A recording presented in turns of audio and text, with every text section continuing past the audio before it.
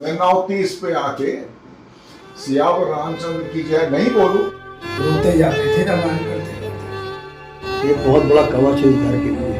यह रामायण महारानी की कृपा है। ये नाचने गाने वाला बनेगा नचैया।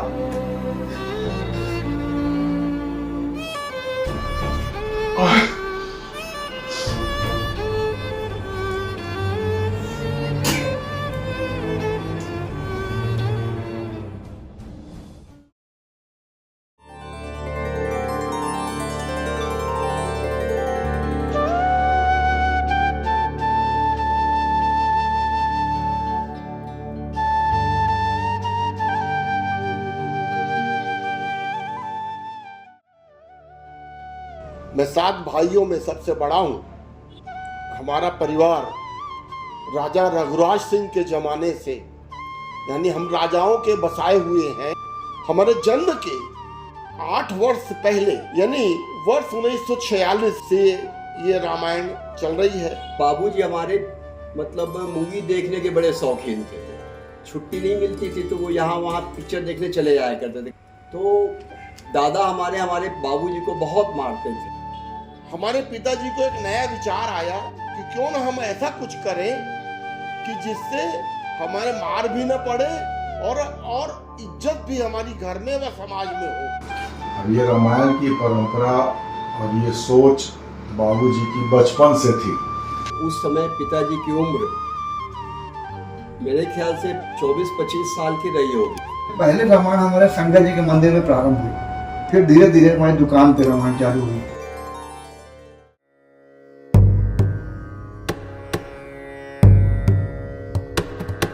नमामि शमीशान निर्वाण रूपम् विभुं व्यापकं ब्रह्म वेद स्वरूपम्। धार्मिक विचारधाराएं थी उनमें। वो चाहते थे, पर गरीबी और जिम्मेदारियां इतनी थी क्योंकि वो अपने पिताजी के इकलौती संतान थे। गुस्से में आके कि ये नाचने गाने वाला बनेगा नचैया। पर दादा उनके ऊपर बहुत गुस्सा आते थे, कहते थे कि साला मैं भैया बनने गया है। क्योंकि ये हारमोनियम का शौक रखता है और ये हारमोनियम बजाता है। रामायण की जो तैयारियां हैं, झांकी की तैयारी हमारे बाबूजी हमारी बात दोनों मिल के करते थे। हमारी माँ गुजर गई, उससे बाबूजी बहुत ज्यादा अपसेट हो गए, परंतु रामायण को खंडित नहीं किया। तो अन्य सदस्य के पैसे से नारियल रेवड़ी गाना आया, प्रसाद चढ़ाया, रामायण हुई। हम लोग दूर बैठते थे, रोते जाते थे। और जब परिवार बढ़ा तो उनको ये लगा कि जिम्मेदारियां बहुत ज्यादा बढ़ रही हैं, तो उन्होंने एक बहुत ही असंभव एक ऐसी सौगंध ले ली, गंगा जल लेके संकल्प ले लिया पूरे परिवार के सामने कि मैं 9:30 पे आके सियावर रामचंद्र की जय नहीं बोलूं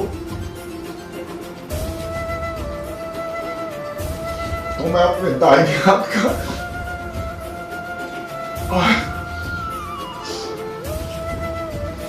अंगूठा कटवा दूंगा कि रात को ठीक 9 बजे रामायण शुरू हो जाएगी। कोई सदस्य आए या ना आए, ठंडी हो, गर्मी हो, बरसात हो। हमारे बाबूजी ने यदि रामायण का इतना बड़ा संकल्प लिया है तो ऐसे ऐसे क्षण भी आते थे उसमें कि कभी बाबूजी को अकेले बैठ के रामायण करनी पड़ती। इस लंबे अंतराल में घर में 5 मौत हुई। हम हिंदू हैं, घर में सूतक हो, इसके बावजूद भी रामायण खंडित नहीं हुई। समय की मर्यादा के साथ लगातार प्रत्येक शनिवार को रामायण बिना रुके 5 दोहे अर्थ के सहित करते रहे। आज पिताजी को हमसे दूर गए लगभग 11 वर्ष हुए। उनके बताए कायदा, कानून, नियम, रहन सहन को सभी पालन कर रहे हैं। यह रामायण महारानी की कृपा है। जब बाबूजी गुजरे हैं एकादशी के दिन, उसके बाद जो शनिवार पड़ा था, उस शनिवार को भी रामायण बंद नहीं हुआ। और हम लोगों को वो दिन ज्यादा याद आता है। बिल्कुल अच्छी तरीके से याद है कि बाबूजी सामने हारमोनियम बजाते थे और बरामदे के पास माँ बैठ जाती थी, मेरी माँ। बाबूजी के ठीक सामने। और हमको प्रसंग अच्छे से याद है कि हम बाबू पा की गोदी में जाकर के बैठते थे। उस समय हम लोग बहुत छोटे थे और लगता बहुत था हम लोगों को। उन्होंने जब घर में पूछा घर के सदस्यों से कि भाई मेरे बाद कौन इस बीड़े को कौन उठाएगा कि रामायण अनवरत चलती रहे, तो फिर मेरा छोटा वाला भाई राजेंद्र कुमार वो आगे आया। तो हमसे पूछा गया तो मैं कहा नहीं बाबूजी मैं इसको करूँगा, आगे बढ़ाऊंगा, आप बिल्कुल निश्चिंत रहिए। और ये रामायण संकल्पित रामायण आज भी मौजूद है।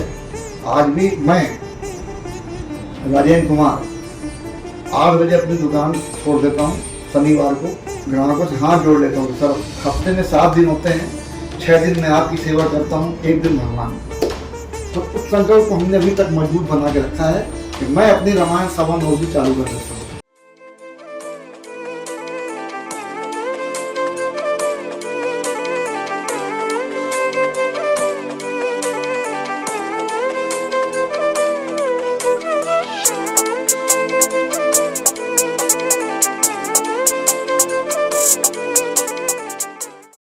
इतनी पुरानी रामायण मंडली ना है ना होगी। इस अनुष्ठान को जो नियमित चल रहा है, जिसमें हमारे रामायणी सदस्यों का भी बहुत बड़ा योगदान,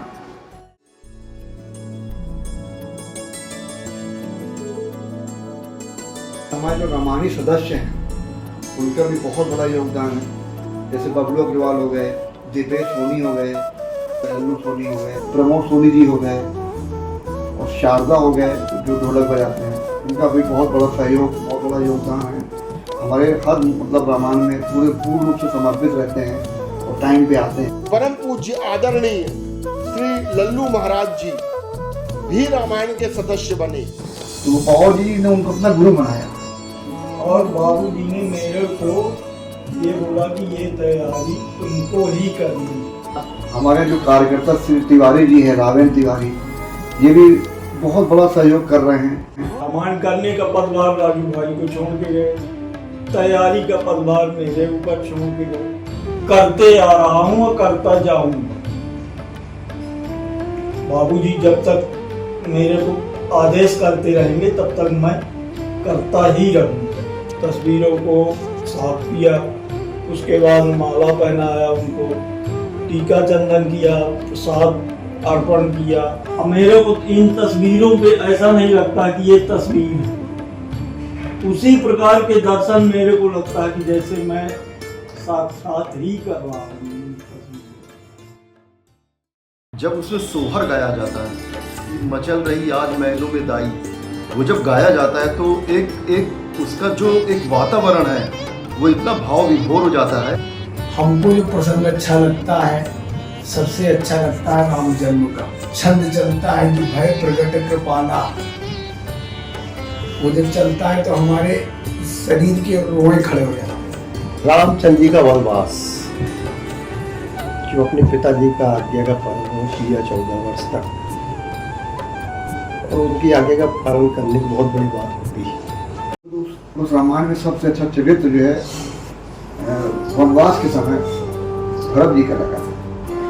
सारी अयोध्या, सभी माताएं भरत जी मिलने जाते हैं रामचंद्र जी से, तो रामचंद्र जी को आग्रह करते हैं कि भैया आप भी हमारे साथ चलिए, हमें राजगद्दी नहीं चाहिए। भगवान श्री राम कहते हैं कि नहीं। तब भरत जी बोलते हैं कि भैया यदि आप नहीं आएंगे तो मुझे कुछ याद चिन्ह दीजिए। तब भरत जी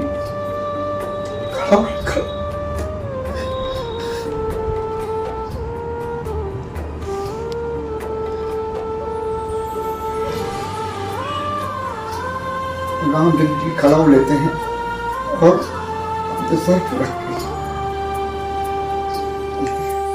महाभारत स्वार्थ सिखाती है, पकड़ना सिखाती है, खींचना सिखाती है। उसी के कारण महाभारत हुआ। रामायण में ऐसा नहीं हुआ, वहां तो त्याग है, हमें नहीं चाहिए, तुम ले जाओ।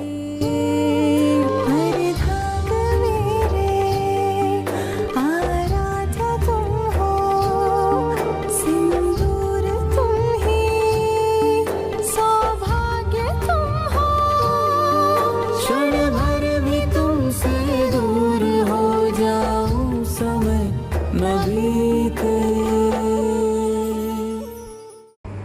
घर में कई ऐसी दुखद घटनाएं हुई। गरीबी से हम लोग गुजरे हैं और यहाँ तक आए हैं, इसमें भी हमें भगवान की बहुत बड़ी कृपा है, बहुत बड़ा योगदान है रामायण का। बहुत संघर्ष किया जिसकी कोई शब्द नहीं। घर की आर्थिक स्थिति भी उतनी अच्छी, सुदृढ़, मजबूत नहीं थी, फिर भी उन्होंने मजबूती से मेहनत बहुत करते थे, बहुत ज्यादा। रामायण जब आप शुरू करते हैं या कोई भी धार्मिक कार्यक्रम आप शुरू करते हैं, वो किसी भी प्रभु के प्रति समर्पित क्यों ना हो, यदि आपकी भावना शुद्ध और सरल और अच्छी है तो आपकी प्रगति 100% नहीं 1000% आपकी सफलता मिलेगी। क्योंकि यह कटु सत्य है कि शुरू में कठिनाइयां सबको आई हैं, सबने झेली हैं, वो आएंगी, सबको आएंगी, किंतु परंतु एक ऐसा समय आएगा कि आप सफलता की हिमालय की चोटी पर राज करेंगे।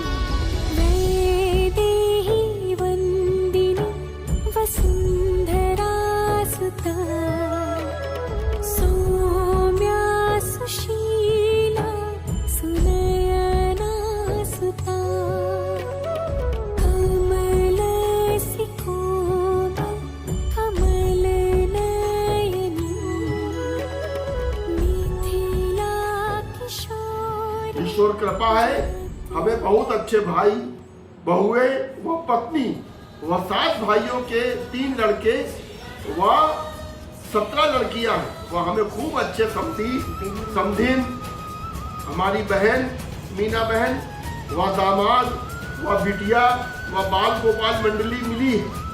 यह रामायण महारानी की कृपा है।